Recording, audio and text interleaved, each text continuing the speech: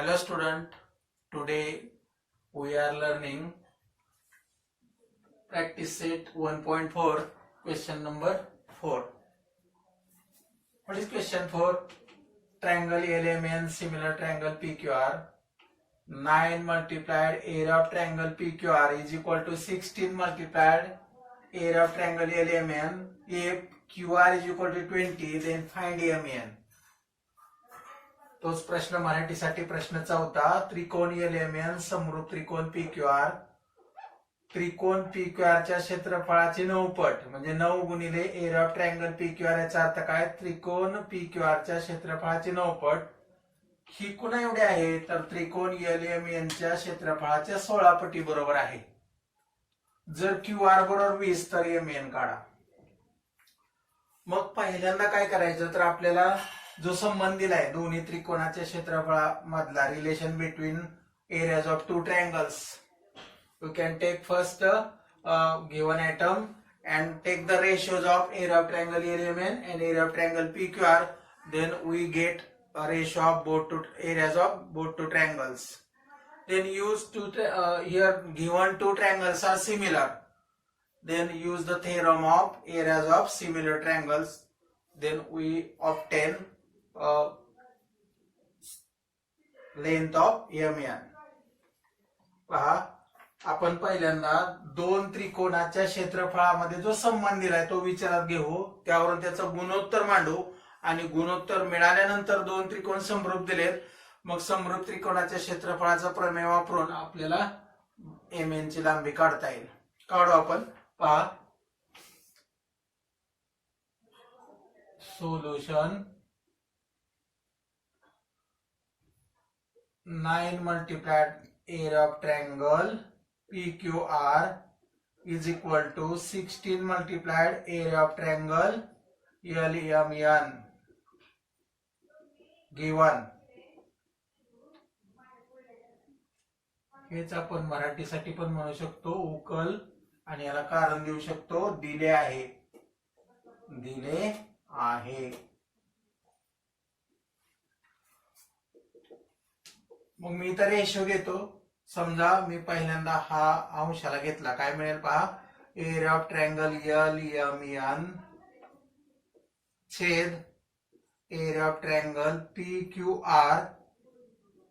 तर मला ह्याचं गुणोत्तर मिळेल 9/16.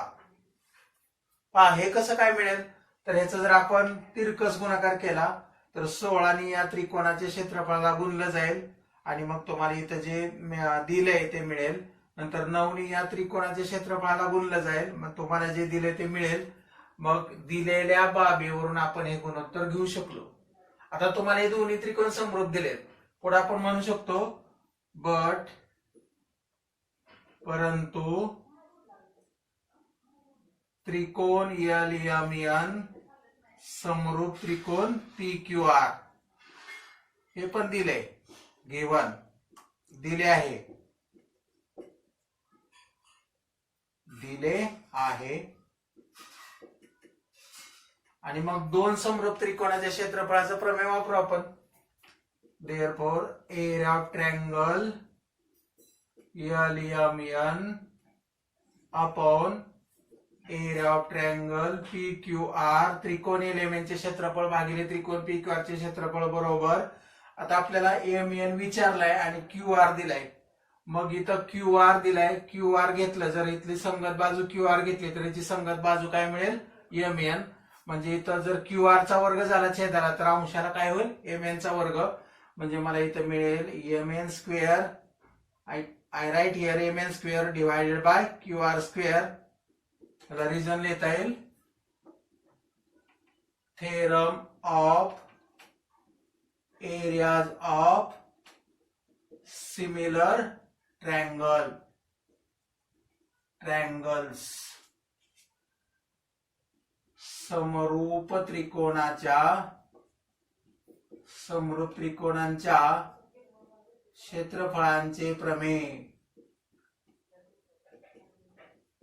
क्षेत्रफळांचे प्रमेय हे कारण असेल याला. आणि मग आपण या ठिकाणी किमती ठेवू शकतो. put the values. Ratio of area of triangle element and area of triangle PQR is equal to 9 upon 16. Therefore, I can write here 9 upon, I write here 9 upon 16 is equal to mn square divided by QR. How many QR? QR is 20. जर मी ह्याचं गुणोत्तर लिहिलं तर मला मिळेल 9/16 बरोबर mn चा वर्ग छेद 20. आणि मग इथं जर तिरकस गुणाकार केला तर मिळेल बघा 16 multiplied mn square is equal to 9 multiplied by 20 by cross multiplication. परत पाहू आपण. त्रिकोण LMN चं क्षेत्रफळ छेद त्रिकोण PQR चं क्षेत्रफळ बरोबर mn चा वर्ग छेद QR चा वर्ग. मग इथे किमती ठेवल्या मी. हे 9 आहे, हे 16 आहे बरोबर mn चा वर्ग आहे, असाच QR चा वर्ग आहे. QR 20 दिलाय म्हणजे इथं 20 चा वर्ग म्हणायला पाहिजे, आपण केला नव्हता तो 20 चा वर्ग होणार आहे. आणि मग आता इथं जर आपण प्रत्येक राशीचा इथं वर्ग 9 हा 3 चा वर्ग आहे, 16 हा 4 चा वर्ग आहे, mn वर्ग हा mn चा वर्ग आहे, 20 चा वर्ग हा 20 चा आहे. मग मी जर या ठिकाणी वर्गमूळ घेतलं किंवा taking square root on the both side, मग मला या ठिकाणी mn मिळेल. म्हणजे मी तर म्हणू शकतो taking square roots on the both sides, दोन्ही बाजूची वर्गमुळे घेऊन.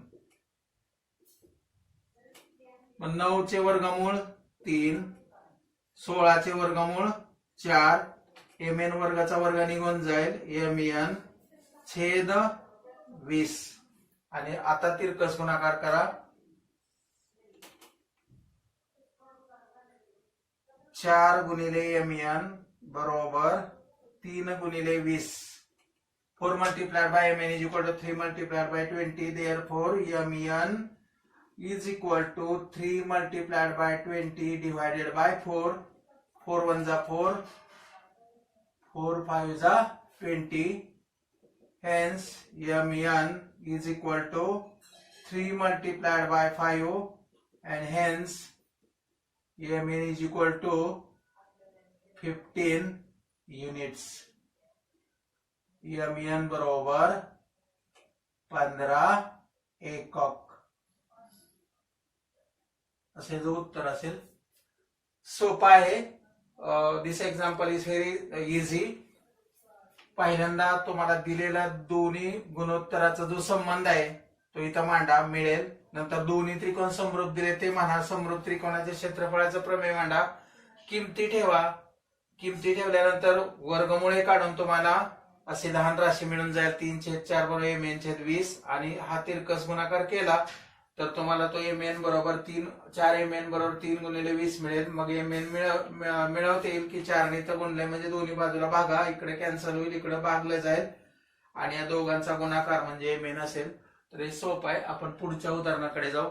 हा उदाहरण 5 पाहू आपण. पहा काय उदाहरण 5.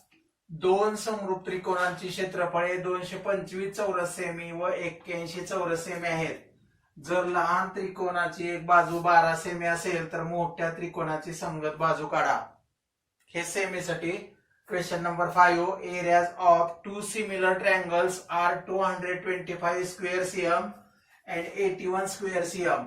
If a side of the smaller triangle is 12 cm, then find the corresponding side of the bigger triangle. हे उदाहरण सोपं आहे.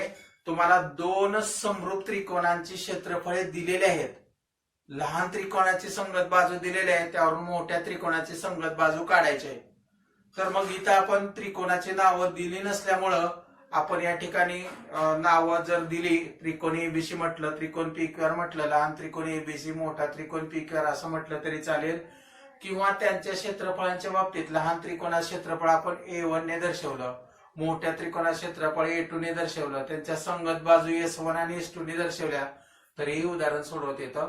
आपण या ठिकाणी पहा, पहिल्यांदा मोठ्या त्रिकोणाचं क्षेत्रफळ इथं दिलंय तर मोठ्या त्रिकोणाचं क्षेत्रफळ A1 ने दर्शवू. Area of bigger triangle is A1 and area of smaller triangle is A2. Corresponding sides of bigger triangle is S1 and another side of the smaller triangle is S2. तर ह्या जर आपण त्यांच्याबद्दल क्षेत्रफळाबद्दल आणि बाजूबद्दल लेटर घेतले तर हे उदाहरण सोडवणं सोपं आहे. आपण सोडवू. Solution.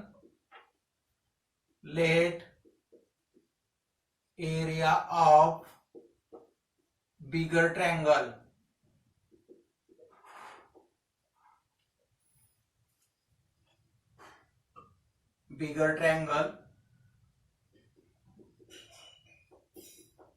be A1 and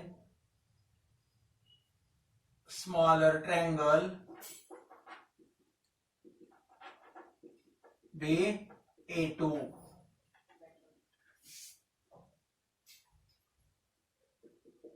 Side of bigger triangle be S1. Let S1 and smaller triangle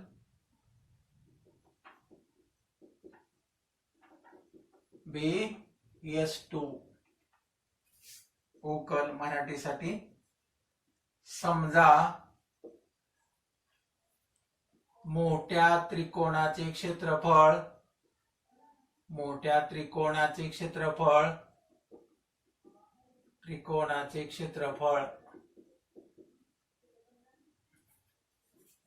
A1 व लहान त्रिकोणाचे क्षेत्रफळ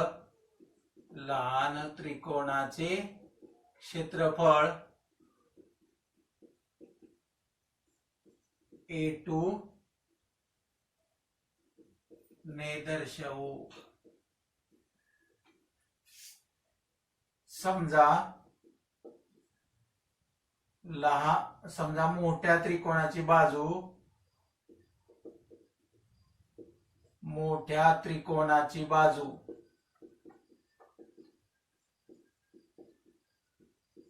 S1 व लहान त्रिकोणाची संगत बाजू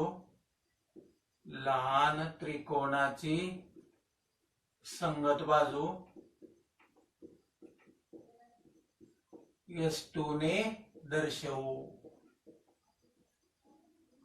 आता आपण बाजू आणि क्षेत्रफळाबद्दल लेटर मानलेले आहेत तर इथं घेता येईल आपल्याला. म्हणून मोठ्या त्रिकोणाचे क्षेत्रफळ areas of two similar triangles are 225 square cm. This is the area of bigger triangle and this is the area of smaller triangle. म्हणजे आपण या ठिकाणी म्हणू शकतो A1 बरोबर 225 स्क्वेअर cm. म्हणजे A1 बरोबर 225 चौरस सेमी. A2 बरोबर लहान त्रिकोणाचा आहे 81 स्क्वेअर cm चौरस सेमी.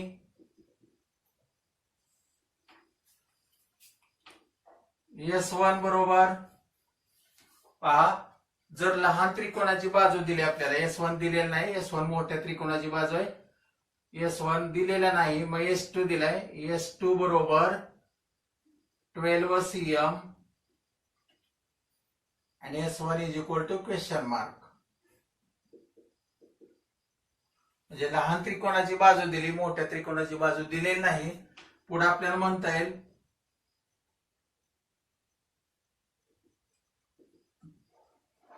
ट्रायंगल गिवन ट्रायंगल म्हणू आपण.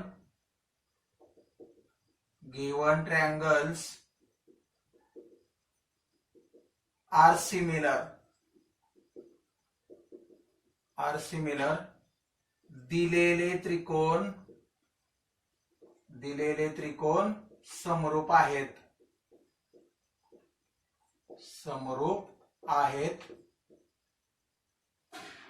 आणि मग आपण इथं म्हणणार आहे A1 अपॉन A2 बरोबर S1 square upon S2 square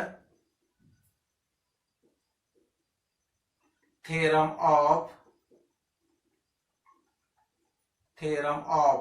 areas of similar triangles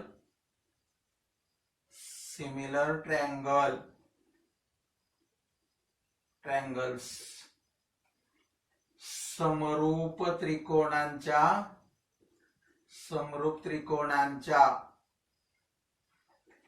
क्षेत्रफळांचे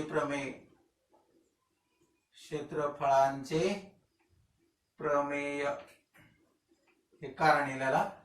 आणि मग किमती ठेवू. A1 225 छेद A2 81 बरोबर S1 चा वर्ग आहे तसंच राहील छेद S2 तो दिलाय तुम्हाला 12 चा वर्ग.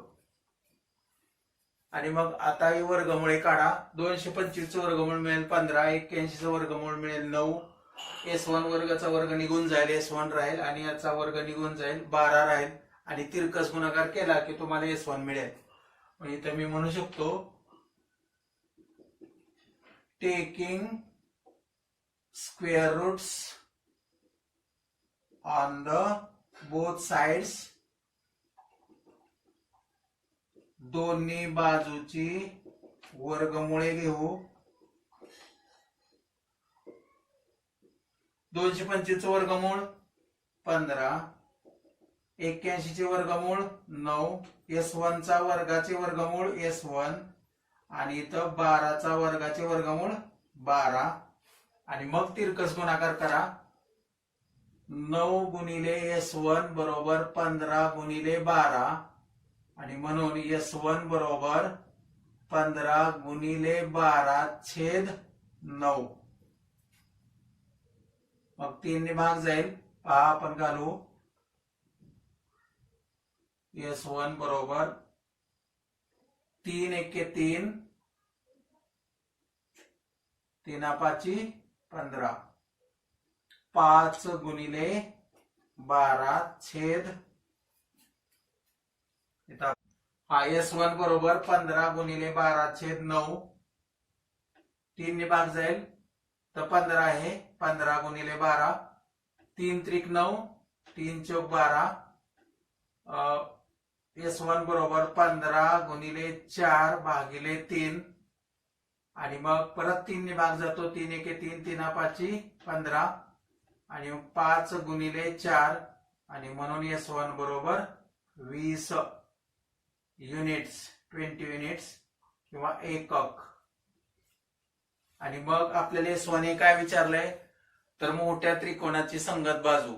आणि म्हणून आपल्याला इथं म्हणता येईल म्हणून मोठ्या त्रिकोणाची संगत बाजू 20 एकक असेल. 20 एकक असेल आणि ते सेमीसाठी आपल्याला लिहिता येईल corresponding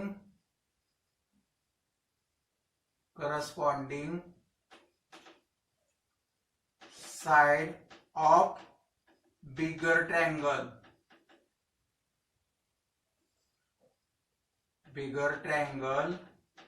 is equal to 20 units. तर अशा पद्धतीने हे उदाहरण आहे. सोपं आहे एकदम. उदाहरण समजून घ्या, किमती मांडा, उत्तर मिळून जाईल. पुढील उदाहरण 6 आणि 7 याच्यानंतर आपण पाहू. प्रश्न क्रमांक 6 पाहू आपण. काय पहा, त्रिकोण एबीसी व त्रिकोण डीएफ हे दोन्ही समभुज त्रिकोण आहेत. त्रिकोण एबीसी चे क्षेत्रफळ आणि त्रिकोण डीएफ याच्या क्षेत्रफळांचं गुणोत्तर तुम्हाला 1:2 दिलेले आहे. आणि एबी बरोबर 4 असेल तर डीई ची लांबी काढा, असा हा प्रश्न आहे. This example for semi question number 6. Triangle ABC and triangle DEF are equilateral triangles. If area of triangle ABC is as area of triangle DEF is equal to 1 is as 2 and AB is equal to 4, then find DE.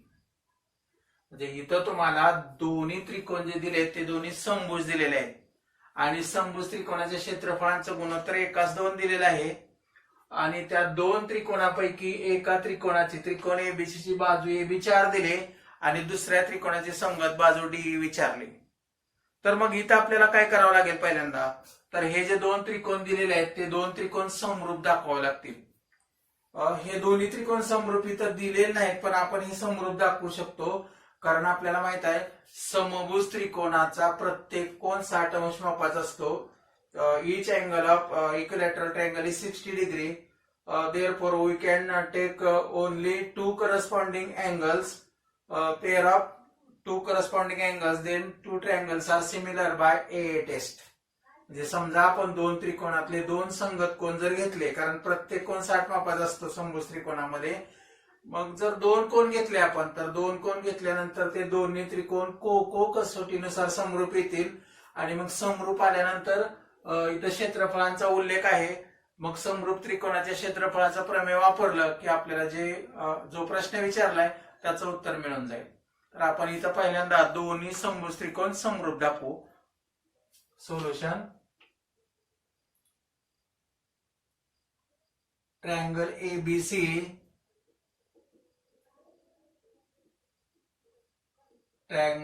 ABC and triangle DEF are equilateral triangle.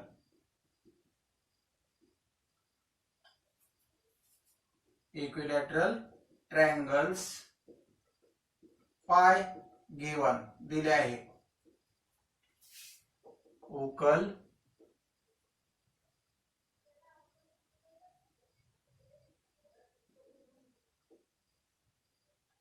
त्रिकोण ABC व त्रिकोण DEF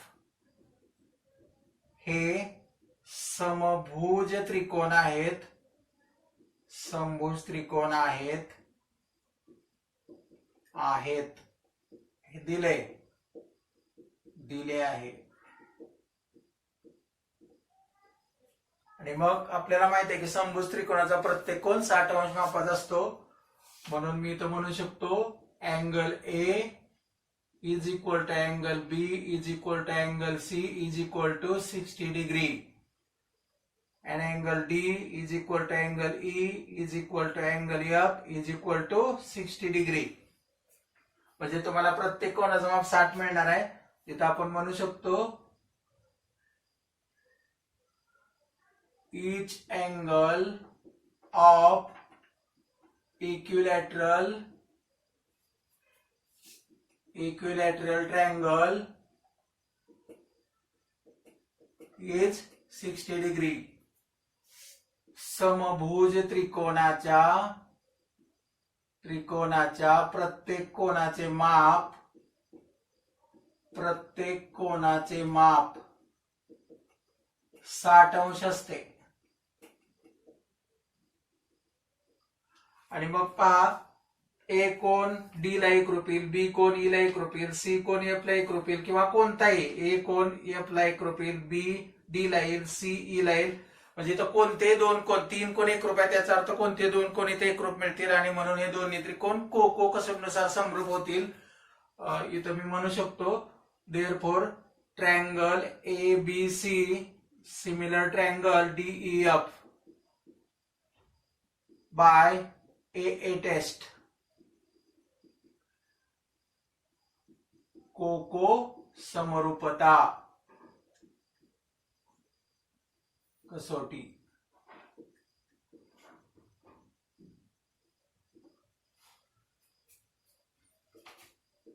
आणि दोन्ही त्रिकोण समरूप मिळाले, त्यांच्या क्षेत्रफळांचा या ठिकाणी तुम्हाला गुणोत्तर दिलेला आहे. मग समरूप त्रिकोणाच्या क्षेत्रफळाचं प्रमेय मांडू आपण.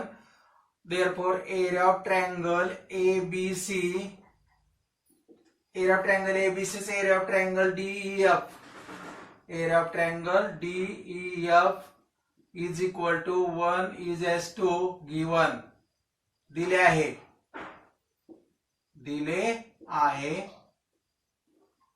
आणि मग हा रेशो आपल्याला असा मिळेल, area of triangle ABC upon area of triangle DEF त्रिकोण एबीसी चे क्षेत्रफळ भागिले त्रिकोण डीएफ चे क्षेत्रफळ बरोबर 1/2. आणि मग आता समरूप त्रिकोणाच्या क्षेत्रफळाचा प्रमेय वापरा. Area of triangle ABC upon area of triangle DEF is equal to, आपल्याला डीई विचारलाय आणि एबी दिलाय, म्हणजे समजा मी इथं एबी घेतला तर करस्पॉन्डिंग साइड काय येईल इथं डीई, म्हणजे मिळेल इथं AB square upon DE square.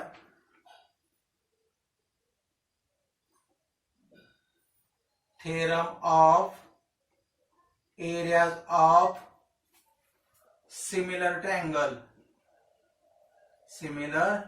Triangles समरूप त्रिकोणांच्या क्षेत्रफळांचे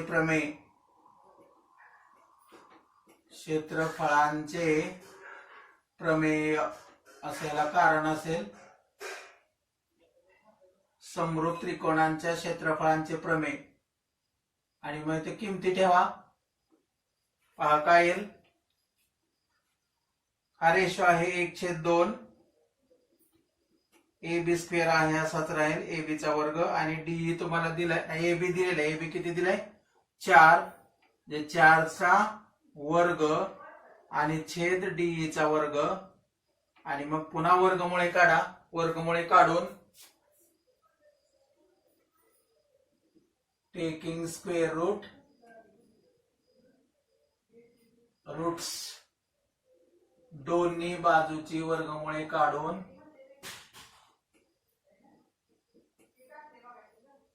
मिळेल 1 चे वर्गमूळ 1, 2 चे वर्गमूळ वर्गमुळात 2, 4 चा वर्ग, 4 च्या वर्गाचे वर्गमूळ 4, आणि इथं डी च्या वर्गाचे वर्गमूळ डी.